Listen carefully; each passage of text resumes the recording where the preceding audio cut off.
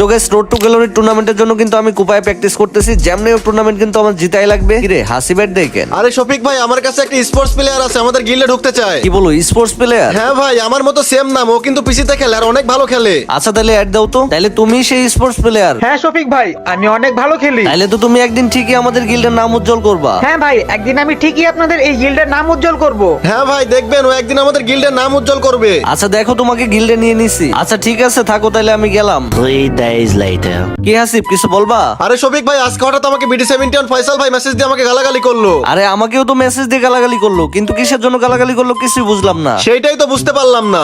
আরে আরে শফিক ভাই, আমি তো আপনাদের গিল্ডের নাম উজ্জ্বল করে দিছি। আরে ভাই আমি জানতাম তুমি একদিন আমাদের গিল্ডের নাম উজ্জ্বল করবা, কিন্তু কিভাবে করলা? BD71 গিল্ডের সাথে কাস্টম খেলতে যায়, সেই কাস্টমে হেডশট হ্যাক লাগায় আমি কাস্টমটা জিতে গেছি।